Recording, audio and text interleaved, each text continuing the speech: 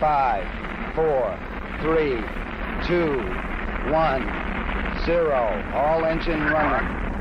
Liftoff. We have a liftoff.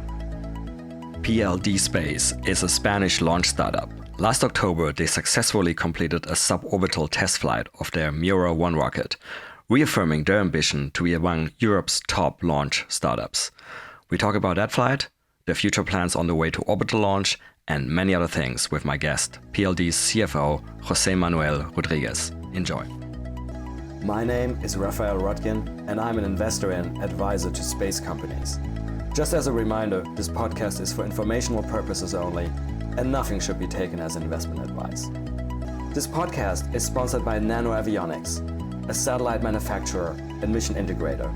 Their technologies enable many space companies worldwide to offer services that improve life right here on Earth, such as providing global connectivity, conducting Earth observation, or contributing to scientific discoveries. Check them out, and also check out my episode with the CEO and co-founder. Sadly, I am not a rocket scientist, but I'm an alumnus of the International Space University.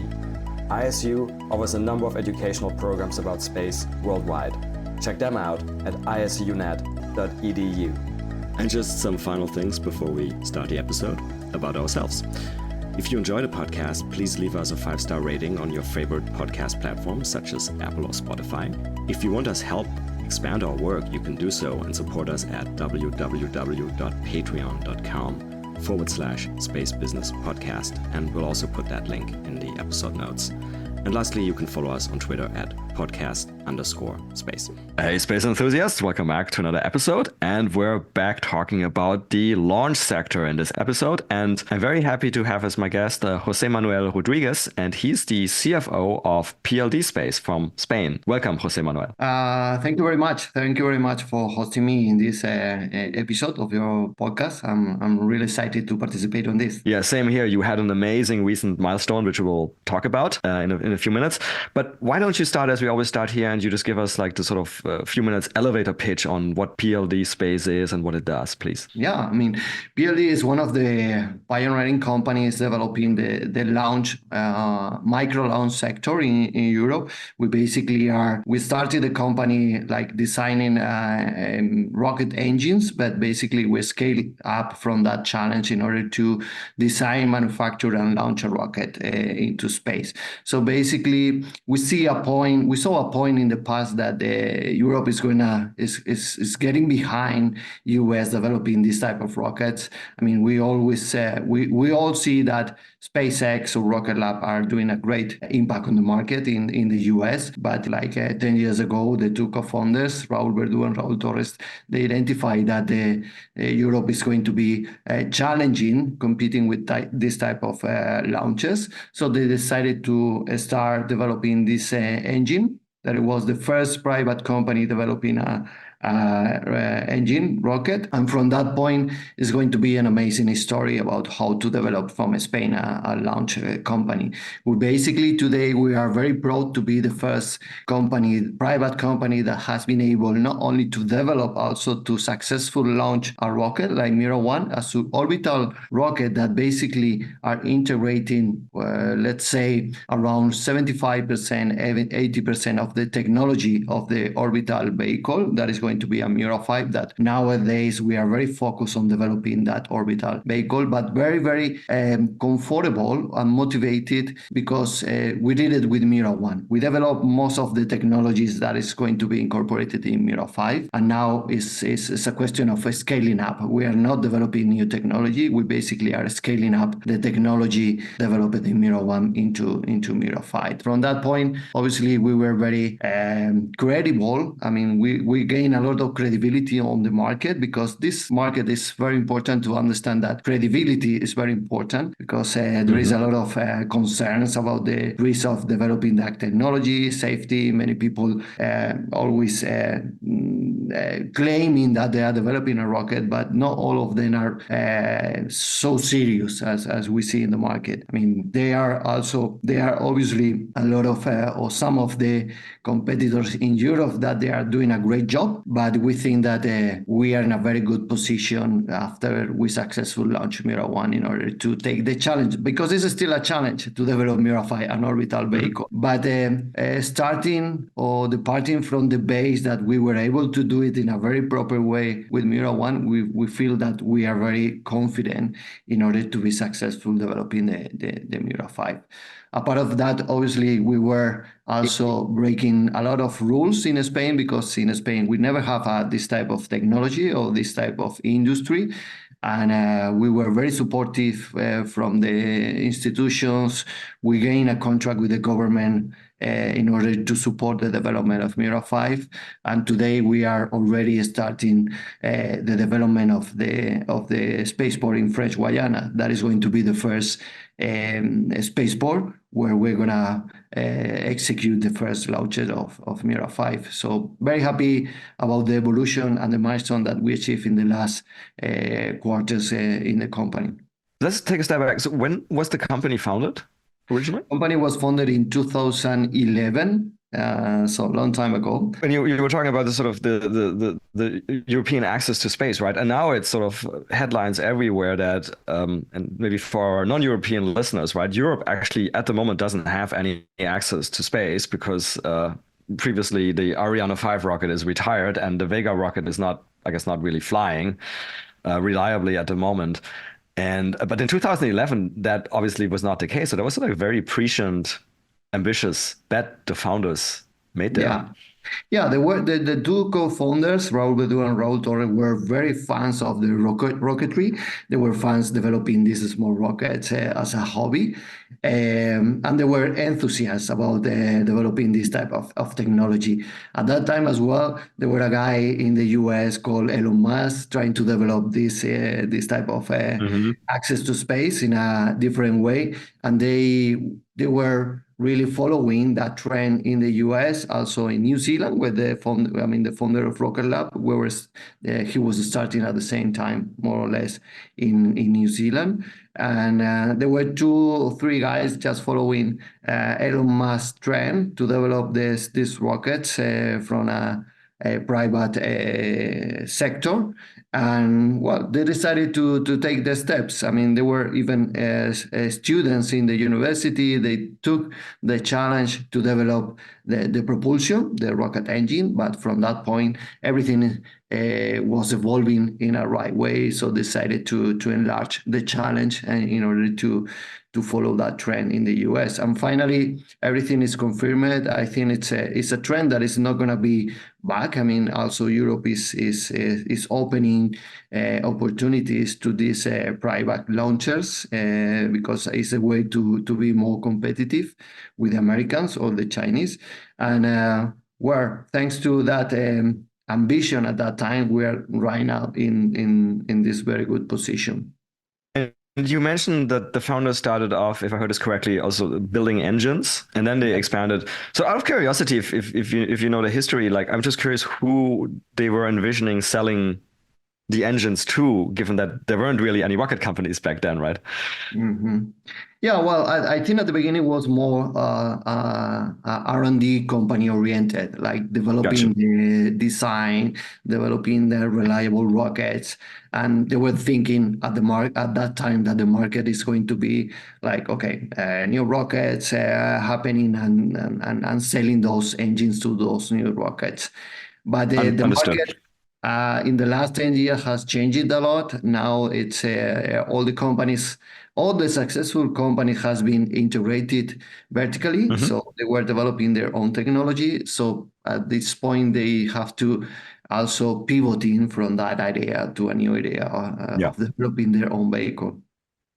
And that was going to be our next question, sort of closing off on the engine topic. So is that still part of the business models that you would also sell engines as engines, or is it just now it's just focusing on the integrated vehicle? No, everything is going to be integrated in the vehicle. I mean, we are not. Obviously, in our experience, when someone is visiting PLD facilities, they always see a lot of micro companies there. I mean, because we are integrating like a lot of companies into a very small company. We're still 180 people, but we are developing a lot of technology related to the vehicle. But end of the day, today, the main, I mean, the challenge is still so big that we are not thinking on splitting different technology in different parts, different companies. The main challenge today is integrating all the technologies in Ormirafy, because we see that the opportunity is not in the technology, is on providing the service to access to space. I don't know, maybe in the future, coming 10, 20 years, maybe we are doing something different. But we have a very clear roadmap in the coming 10 years that the key point is going to be providing access to space to customers, not providing technology to some others companies. For instance, I mean, we have been approached from many companies that are developing different type of engines, and end of the day, it's going to be very difficult for us to be dependent on third parties, because what we demonstrate is that integrating the whole vehicle technology in one company give us a lot of strength, and we are not dependent on third parties, because we see some cases that launches has been split in order to make more simpler in different companies, and everything is relying on the supply chain. And sometimes the supply chain is not really at these days replying in a proper way. So we are very conscious about to be very competitive in terms of cost, in terms of time, and in terms of reliability. And the magic formula that we found is that we need to integrate all the key part of the vehicle. So you would say you're basically almost fully vertically integrated. Yeah. Okay, we are manufacturing, design, manufacturing, and testing engine structures, avionics, so all the key parts. Obviously, there are some part of the rocket that we are not very interested on developing, and if we see that there is an opportunity on the value chains with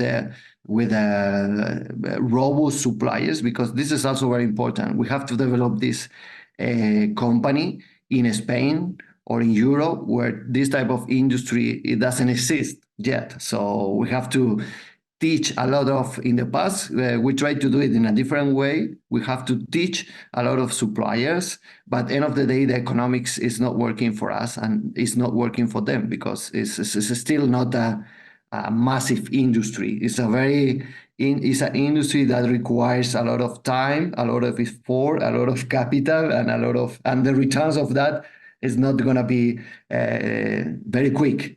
Yeah, and it's like you said, it's virtually everybody I can think of who is currently flying has gone down this route of full vertical integration. With, I mean, the only exception that maybe comes to my head is in the US, the new Vulcan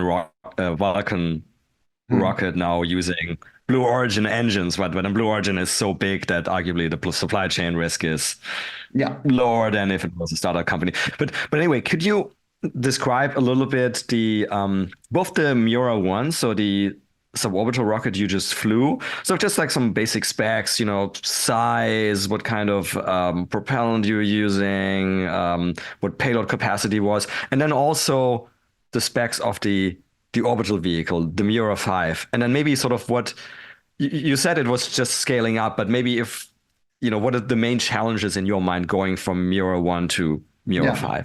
Yeah, Miura-1 is a suborbital vehicle rocket that is the height is something around 15 meters, 1 meter of weight. I mean, I can't remember now the tons, but it's a small rocket. But they were integrating the first version of the engines, okay, the avionics and the structures, and all this technology that has been developed for Miura-1 is going to be scaled to Miura-5. So basically, we didn't only test the vehicle, we also test all the processes that we are doing in the factory and testing. So basically, we create a kind of a school for our employees as well in order to test everything. So the structures have been developed internally, And now we have to do with the same machinery, with the same process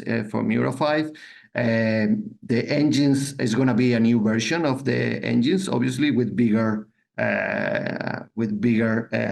units, and same for the avionics. Avionics is going to be very similar to the avionics that we use in Mira 5, because we identified that the avionics is a very critical part and they were working perfectly. So the deviation that we have during the mission was very, very small, very residual. So we were very happy on that. Even we didn't, because the target of the rocket was not to achieve orbit, but we were just testing how is going to be the guidance of the rocket, and was a completely success of that part of the subsystem. But also, we were very confident that we are a company that is obsessed with the testing. We test everything. We develop our own testing facilities here in Spain, in an airport that is based in Teruel, in the region of Aragon. So we were very fast designing, manufacturing, and testing, and going in circles in that way until we were very happy with the results. And this is also reflected in the success of the Mira 1, because we were not having any hurry to go to the launch pad. We were very conservative in that way until everything is tested hundreds of times. We are not put it in the launch pad. So basically, all these type of processes, internal process and product assurance policies that we were applying for Mira 1 is the same that we are applying for Mira 5. The challenge of Mira 5 is going to be a orbital vehicle with a performance between half a ton and 1 ton, depending on the orbit that we are launching and the spaceport. And the main challenge that we have is that basically it's going to have 5 engines, basically, instead of 1. So we have to do a lot of re-engineering the things, testing everything, and it's going to be a 2-stage rocket. So basically, one of the things that we are working now is on the separation stuff that we need to develop for Mira 5, that in Mira 1 we didn't have to face that challenge. And what's the propellant? Is it RP1? propellant, Yeah, we are using the propellant is kerosene, so the same propellant that airplanes are using. And one of the innovations that we are working for Mira 5 is, instead of using basic kerosene, we are developing with Repsol. Repsol is a oil champion company here in Spain, a biokerosene, in order to even be to produce less carbon footprint when we are launching the rockets. That is going to be probably one of the innovations that Mira 5 is going to have. Probably not in the first flight, but from flight 5 to 10, we are going to incorporate this type of propellant. So one major step, obviously, is going to be the bigger engines. Have you? Yeah. What's the status of? Have they been tested yet, or where are you along the sort of the path towards the Mira 5? Yeah, we are all. I mean, nowadays we are prototyping those engines, and they are starting to do the first tests. I mean, probably very soon we will be announcing something when we are probably being successful with the testing. But I mean, a couple of weeks ago, 1 month ago, we start to do the testing of those first prototypes. So, and the magic of this is that in order to produce or to manufacture the first engine of Mira 1, we took months or years. And in order to produce the first unit, the first prototype of Mira 5, we only took a couple of months. So this kind of leads to the next question, which is, is any good rocket company, obviously you want to fly ideally very often, right? And previously there have been these, I think it's very fair to say, and everybody realizes this now, some unrealistic projections by some companies in the US saying we're going to fly like 300 times per year and so forth. From sort of your company planning perspective, I assume you're setting up maybe you already have started some sort of nice, basically factory, right? Where you can, I don't want to say mass produce, but maybe like to say volume produce these rockets. How many rockets do you think you'll be able to produce per year? And then, so how many times ideally would you Yeah, launch per year? yeah, we are now anticipating a lot of investment in terms of, for example, manufacturing and testing in order to be able to produce at least 35 rockets per year in 2030. So basically, we are very conscious of the ramp up of our launch company that basically we will start launching a couple, I mean, not a couple, but not many rockets the first year, but we want to increase our capacity in terms of spaceport and in terms of manufacturing capabilities. And their target is going to be able to produce at least 30 rockets per year in 2030. So this is a challenge, but it's something that we think that is going to be achievable in the coming 10 years. Obviously, if we can improve because the demand is there, we will do it. But the capabilities, I mean, all the investment that we are doing now is in order to produce between 30 to 35 rockets per year. Is there, so I mean, obviously sort of the challenge of scaling up is a challenge that many companies face. Is there something you would like to highlight that sort of interesting aspect of, a particular challenge within the challenge of scaling up, something that's particularly difficult or one of the things that we identified is that once you have launched a rocket as Mira One, I think the technical challenge is not that big. I think the main challenge that we have as a European companies is the financing, because it's not that easy to finance a company like a launch rocket, because you have to anticipate a lot of investment in a pre-revenue status. So this create a challenge in order to attract investors. And this is one of the things that we are improving or focusing right now in order to finance the coming 2-3 years. That is going to be very capital intensive. And things are improving, obviously, in Europe because they realize, some institutions and investors, that in order to compete with the Americans, we need to invest right now. Otherwise, we're going to lag behind them. And there is more people listening that this is an investment that it makes sense. Obviously, on the medium long term, I mean, because investing in a launch company has to be pushing capital. I mean, we don't need capital that they want to exit in 2, 3, 4 years, because end of the day, we are not creating only a company. We are creating a capacity for Europe and Spain, and also this capacity is going to be very important in the coming years in order to compete with some other regions that they are doing very good. I was watching a graph last week. US has launched last year 100 rockets, China around 60, 70, and Europe was able to launch a couple of rockets. So, and this is very sad to see, because there is a whole industry, a whole space industry, like the satellites and applications that are dependent of the space satellites, that nowadays they need to go and fly with the Americans because they don't have an alternative here in Europe. Yeah, and I suspect, I mean, if I put on my head as a space VC investor, I wouldn't be surprised if very soon, if it stays like this, countries like India will hugely overtake Europe if you don't make the investment now. So is it, are you satisfied? I mean, like you said, there's some movement now on the institutions, right? And ESA has a new program basically to give out launches. So I guess you mentioned like stuff seems to have started moving a little bit in the right direction. Are you satisfied yet? Or are you sort of comparing with other countries? Do you think there's something else both the national as well as the European governments could do to help the sector?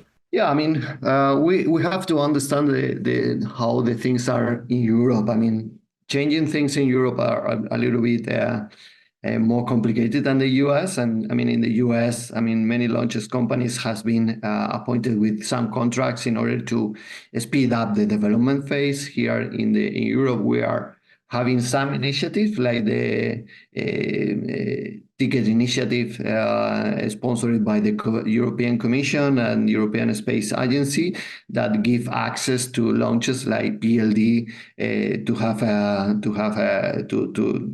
to provide that service with the sponsor of the European Commission. It's a first step. Obviously, we will need to increase that initiatives in the coming years, but I think we are moving the things in the right step. As a PLD, we would like to have more support in this part because obviously to develop launch a rocket company, I mean, as a CFO, I would like a faster collaboration between the private and the public institutions because end of the day, it's going to be very important at this stage, the support of public institutions in order to attract private investors as well. And, things are moving in the right direction, but probably I would like, if you ask me a wish, I would like to have more speed on that probably we will see in 2025 or 2026. The things, all the initiatives that are starting to be implemented today are going to be growing in a proper way in the coming years. Understood. So speaking of contracts, let's shift over to the sort of the markets and the customers. Do you have a notion yet, sort of like who you think your first customers will be? And if you don't want to give any names, so maybe like the types of customers, is it going to be government missions or commercial or a mix? Yeah, how we see the market, we are approaching the market right now in order to establish the first contacts with potential private customers, because I think we as a mandate, we need to test the market. Price, feasibility, interest, and everything. But we understand that the first missions that we have to be very clear on that. The first mission are going to be riskier.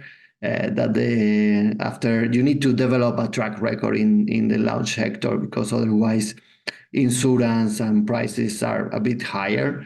So basically what we see is that the first missions are going to bring some institutional payloads.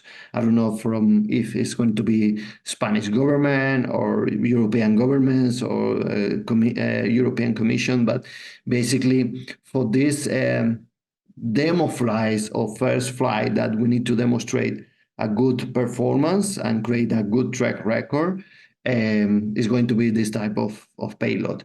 And obviously there will be a lot of private customer that they will be watching the performance of the rocket because the demand is there. The demand is very clearly asking for new ways to access to space. They don't want to be dependent on only one player, and they want to have alternative. But obviously, in order to understand how this market works, you need to first of all gain some credibility, good launches, as we did it in Miro One, and this also help the insurance company that is always a part of the pricing.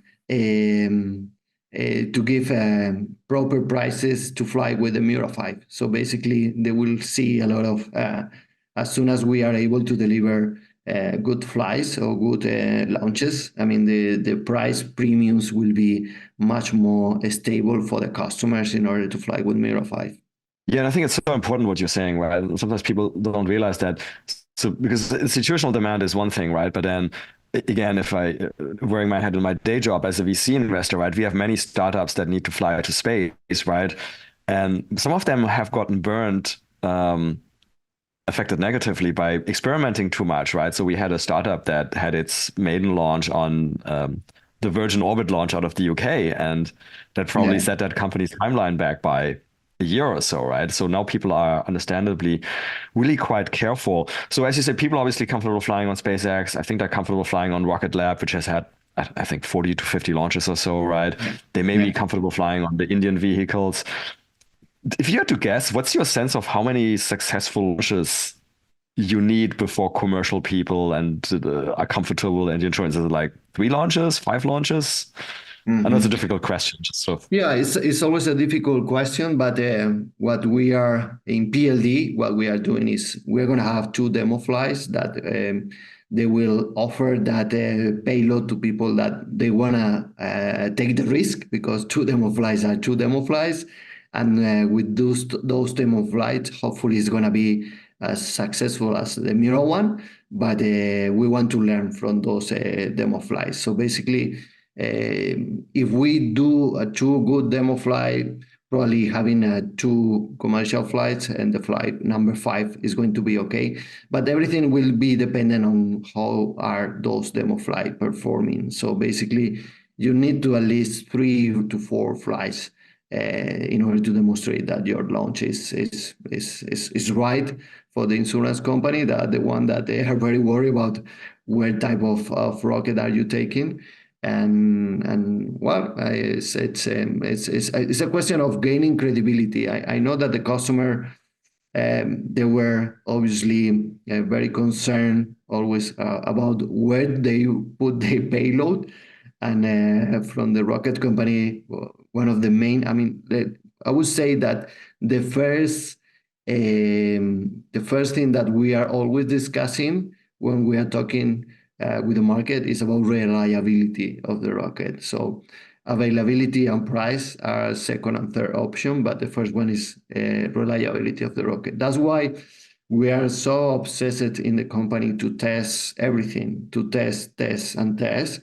And we see many companies that they were very quick going to the launch pad with a technology that probably shows that it's going to be flying, but once you press the button, the rocket needs to have as many warranties as possible in order to be successful. And this has been demonstrated with the Mira 5, with the Mira 1 flight as well. I mean, we were very obsessed with the test set. We were canceling a couple of attempts before the successful flight because we were very obsessed with the conditions, atmosphere conditions, security stuff, and everything. And we were able to do it in the third attempt because we were completely sure that we maximize the options to be successful.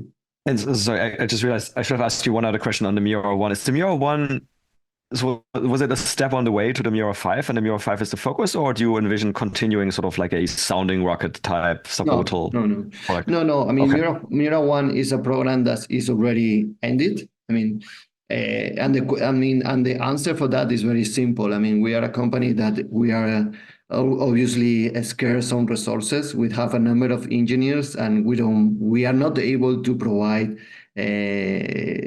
tasks. I mean, we are not able to develop or to maintain 2 programs at the same time. So, I mean, Yeah, Mira 1 was that's a fair. way to minimize the risk of developing a Mira 5. So it was a program with a budget around 30 million euros. But we develop a lot of technology, we develop a lot of processes, and we develop as well a lot of the team, because we always forgot about the team. It's not that easy to experience or to give the experience to the team in order to manage a launch. And with the launch of Mira 1, we were able to demonstrate that the people that we have in the company are very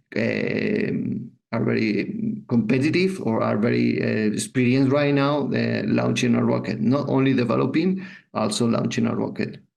That makes sense.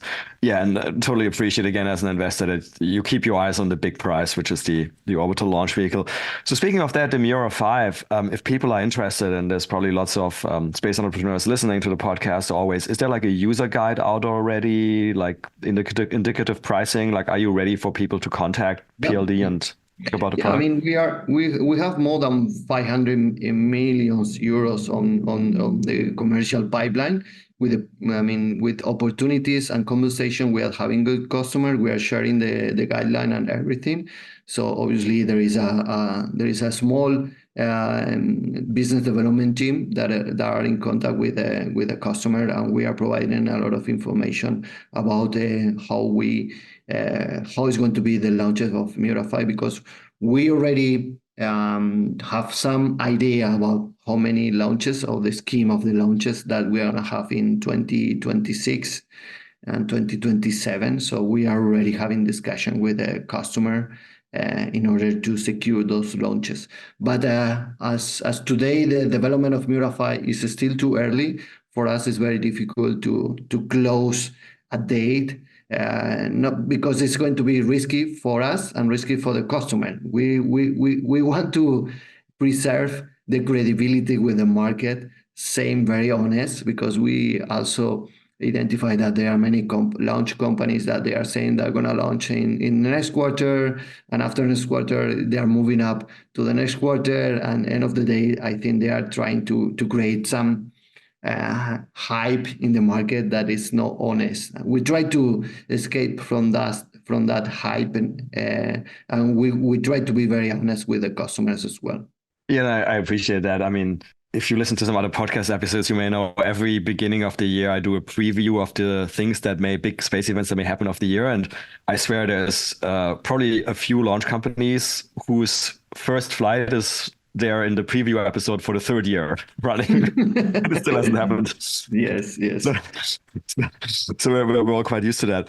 So if we take a step back and talk sort of about the launch market more in general, right? So obviously you have SpaceX currently for the Falcon 9, and then, probably Starship on the horizon. We have other very heavy vehicles like, Blue Origin New Glenn may finally fly this year, or, it may again feature in next year's preview episode. As you said, there's a number of other smaller launch companies at various stages. What's your view how the launch market is going to evolve over the next, 5 to 10 years? And where do you see the sweet spot for PLD? Yeah, the sweet spot for us is very clear. I mean, we want to be very focused on those small and medium satellite operators that obviously they are not seeing the rideshare missions in a SpaceX as an appropriate. I mean, obviously there are many companies that they have to take this opportunity as there is the only one, but they see a risky missions being a piggyback or a rideshare in the SpaceX. And we want to be very proactive, providing the services, customized services to this type of customers. As you know, I mean, SpaceX and some of the Americans are getting bigger and bigger because it makes sense. I mean, to scale up the economics is very important to have a bigger rocket. But end of the day, there are also some small, medium satellite operators that they prefer to be in a very customized missions that are the ones that we are going to be very focused on in this type of customer. If you ask me about my view about how it's going to be the small launches market in the coming 10 years, there is a kind of agreement between many people that are involved in this market that they're going to only survive. I don't know how many they are promising now, but they're going to survive between 6 to 8 small launches between US and Europe, probably 3 to 4 in the US and 3 to 4 in Europe. And obviously you will have also competition in China and India.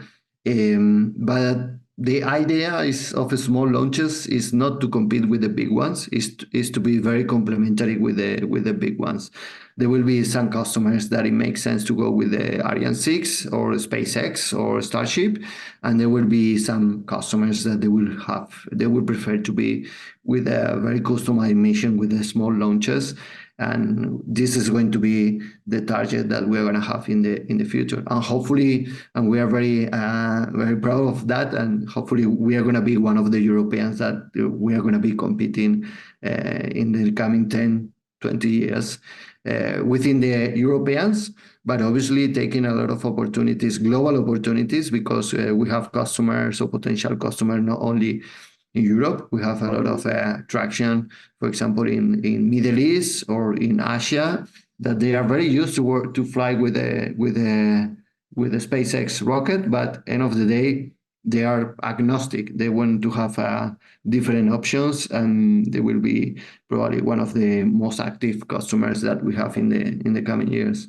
That's actually an interesting point. So talking about Middle East or other countries like this. So I think you mentioned you see your main business model as being a launch service provider. Do you ever see a scenario where maybe some sovereign country, they want to have a sovereign capability and they would want you to sell actual rockets just to them for operating? Well, this is a question mark. Obviously, I mean, many countries they see this as an important capability or a key capability, Mhm. but I mean, it's very hard to develop this type of services because you need at least 10 years, like PLD has demonstrated, in order to create this capability. It needs a lot of investment in terms of capital, in terms of time, in term of many things. And it's obviously, as a country, it will need a lot of focus on developing that. And I don't see many countries developing that capacity. What I see as a private companies is sharing that capacity with different countries, because obviously it's a different framework right now. I mean, private companies are not just depending on institutional missions. They will be competing in institutional missions from the European Space Agency or NASA, but also they will have to look for opportunities everywhere. One of the things that you are seeing now in the market is what many countries are developing is spaceports, and they want to attract launches to those spaceports because it's I think it still is a challenge to develop a spaceport, but the challenge is a bit less than developing the rocket. So basically, what I probably see in the future is that those launches companies, and this is also a very interesting opportunity for the Europeans, because I see the Americans, as you can probably imagine, Americans is 60% of the space market. So the demand is huge there. So launches probably are not seen internationally as they are fighting in order to compete in the domestic market.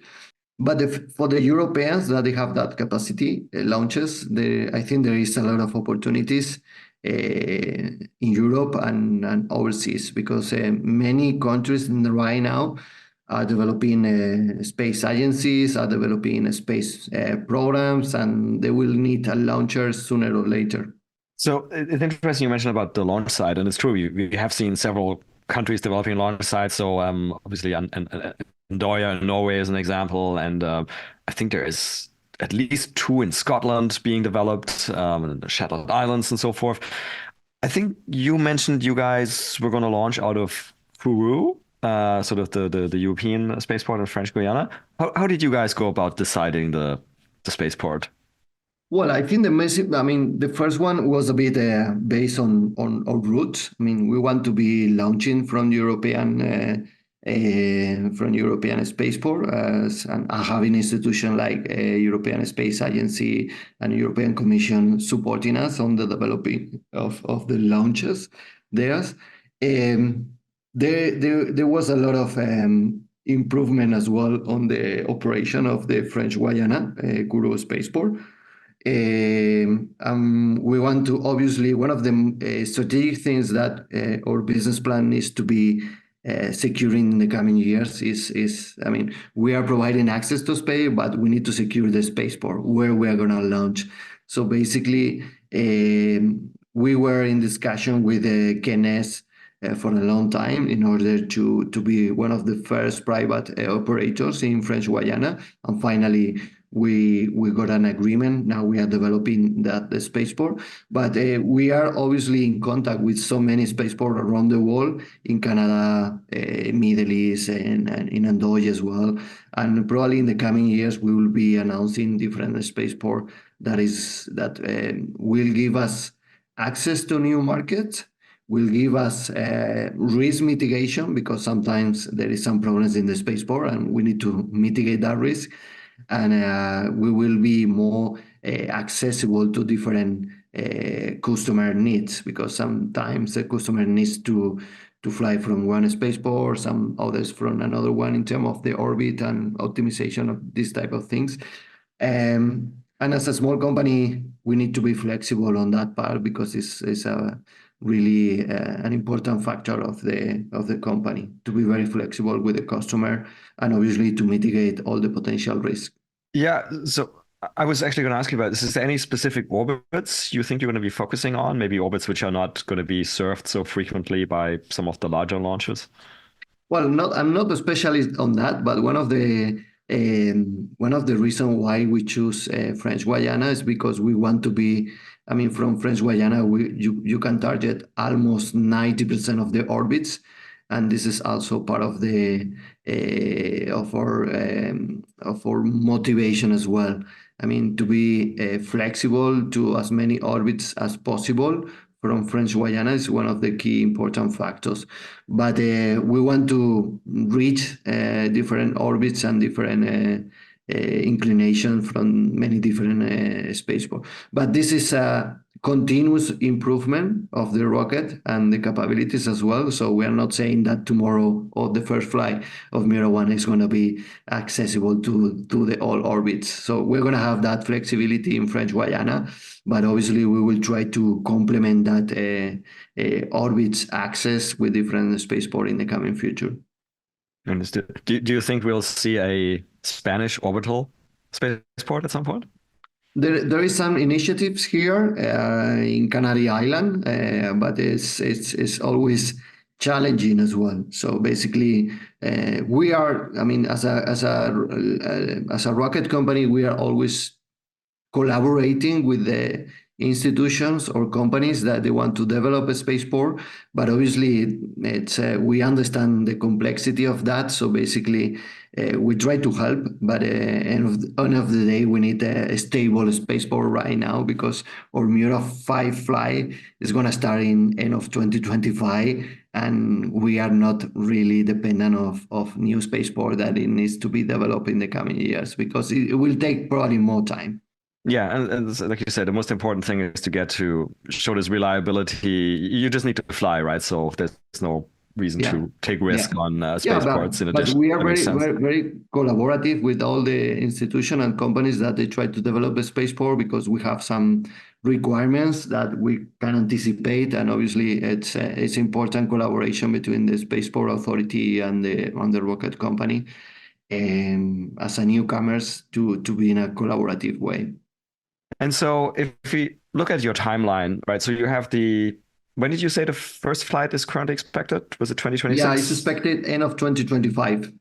Okay, understood. Okay, so that's obviously a very significant milestone.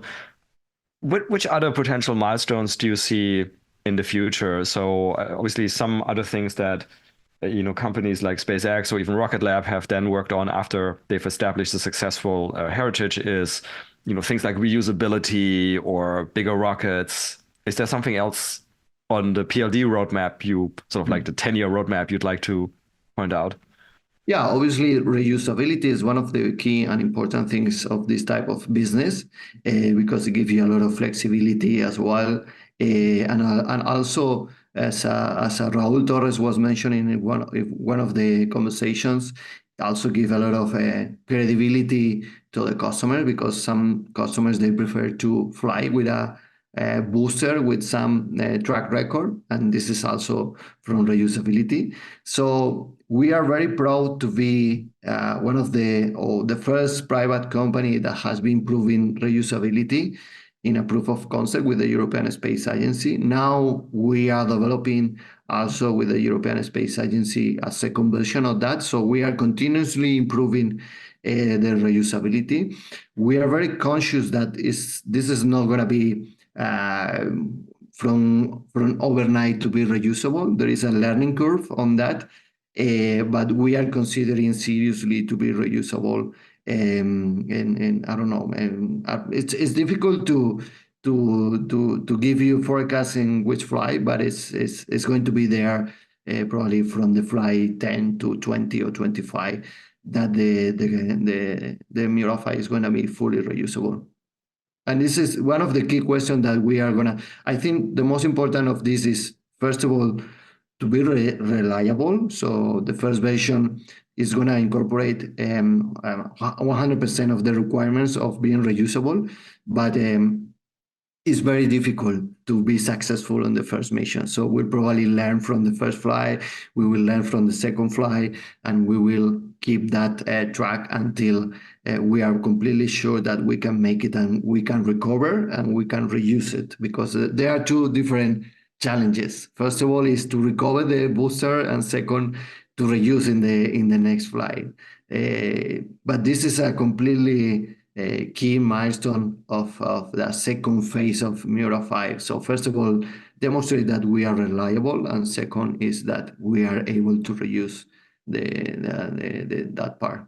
That makes sense. The other aspect, of course, of doing all of these things and growing and scaling up is on the team side. How many people are there now at PLD, and how do you see this evolving? And are you hiring actively right now? Yeah, I mean, we are right now 180 people, and we are still hiring. I mean, we ended up last year around 130 people, so we increased the headcount by 50 people in less than 3 months, and we are still incorporating a lot of people. We want to be probably close to 200 or a little bit more than 200 end of the year, because now it's I mean, you need to scale a lot of things. We are moving from a small warehouse where we manufacture Mira 1. We are also moving to a new warehouse very close to the current facility in order to manufacture Mira 5, because in terms of space, we were in a very small warehouse where we can fit Mira 1, but we realized that Mira 5 is not fitting in that warehouse. So we are doing a lot of changes in order to incorporate more space for Mira 5 and all the process that we have to make in the company, but also to incorporate more people. So probably still growing the company, and it's one of the challenge. I mean, obviously after the successful flight of Mira 1, there was a tipping point as well in terms of attracting people, because we were growing before the Mira 5, but it's still very not easy to convince people to join a company as PLD in a pre-flight era. But after Mira 1 flight, I think there were a lot of talent that they just see PLD is a very attractive company. We are based in a fantastic place in Alicante, one of the regions in Spain with more sun days. The beach is 10 minutes from the factory. Food is fantastic there, and we have all the ingredients to attract people into that place. I was going to ask you about it. That makes perfect sense. You are literally almost on the beach, and so even though, to my knowledge, there's probably not the big technical universities, obviously in other cities in Europe, but it's certainly a very attractive place to move to. In the last time we were able to also import some people from the US, that it was very difficult to have it before the Mira 1 flight. But now, after they visit us, they see the facilities, they see the rocket, and they see the lifestyle in Elche, in Alicante, where we are based. They are in love with the place, and they like to be there. They want to participate in this nice history. So as we're winding down here, just 2 or 3 more questions for you. One, which I should have asked at the beginning, I realized I forgot. What is actually the origin of the name PLD? PLD means payload, aerospace. So PLD are like a contraction of payload. So basically, we were incorporating that word as a part of the company objective. Gotcha. And before I move to our sort of usual closing questions, anything else that you would like to point out about PLD that we haven't touched upon that you think is important for listeners to know? Well, I think we were across all the history and all the future milestones that I think give the listeners a good idea about PLD. So basically, everything is quite exhaustive. So. Good stuff. Okay, so our last 2 questions are always the same. The first one is, so you're now at PLD, obviously very exciting for a launch company in Europe, but you have obviously an overview of the space sector in general. Is there anything else, other space activity, other space business models you find very interesting, attractive? Yeah, well, I have a couple of things that I like very much because I've been in the space sector has been in the last 2-3 years, but previously I was working with different type of companies developing different type of technologies, more related to IT. And nowadays, I think there are a couple of things that are very attractive as a watcher of this evolution. Obviously, artificial intelligence is one of the things that is moving a lot of things. There is also a lot of hype. I really see that there is some very practical artificial intelligence that they are gonna create a lot of innovation in the future. But it's shocking the number of times that all the companies are mentioning artificial intelligence in everywhere. So basically, not everything is artificial intelligence. But this is one of the common. But also, I'm very excited about the combination from artificial intelligence and healthcare. So companies that are using artificial intelligence in order to improve life of humans are very, very interesting. And I see a lot of. I have been in contact with so many companies that they are developing this type of technology that it really amazed me how the things are changing and evolving in this combination between artificial intelligence and health of human people. Our last question is always the same, which is basically about science fiction. And so do you like science fiction? Which, of course, I hope. And if so, what would be some of your favorites? So it could be books or movies or TV shows. Yeah, well, science fiction. I mean, I have a very nice experience during this Easter time with my kids, watching again. I don't know how many times I watched those movies, Back to the Future, which is still one of my favorites. And it was shocking because I think in the third movie, there were those, or in the second, there were those cars flying over the roads. And one of my kids was born in 2015, and one of the dates that they were appearing there is that it was in 2015. So one of my kids asked me, but this is not happening right now. I mean, the cars are not flying. And that movie is saying that in 2015, the cars were flying over the roads. And I say, well, this is science fiction. And sometimes it's not, I mean, the times are moving in different ways. I mean, the imagination of the humans are incredible, but sometimes I mean, I don't think we are far from that, but we didn't meet the expectation of my kids because they were saying if that movie was saying that the cars were flying in 2015, why they are not flying nowadays? And then you can bring it back to the space sector and explain to your kids how by now we landed on the moon the last time in 1972, and we thought we'd all be on Mars by now and have a moon base, and stuff just takes more time for a variety of reasons, and it's real life. But José Manuel, thank you so much for taking the time today and talking about PLD. Best of luck with the rest of the journey of PLD. We really looking forward to having an orbital launch in Europe. So best of luck with all of that. Thank you very much for hosting me in this podcast, and I hope all the listeners enjoy the history of PLD, and hopefully they will be following us in the coming events, because it's going to be a couple of years that is going to be very exciting for the company and for the European space industry development as well. Great. Thank you so much. Thank you. Well, that's it for another nominal episode of the Space Business Podcast. If you like this podcast, please consider giving it a 5-star rating on your favorite podcast platform, such as iTunes. You can follow us on Twitter at podcast_space. Also consider supporting us at www.patreon.com/spacebusinesspodcast. If the podcast got you interested in learning more about the business opportunities in the space economy, check out my new online course on space entrepreneurship on udemy.com. The link is in the episode description. Lastly, if you have any feedback, including ideas for guests, and that may include yourself if you have an exciting space story to tell, or interested in being a sponsor, drop us an email at spacebusinesspodcast@gmail.com. I look forward to seeing you for the next episode.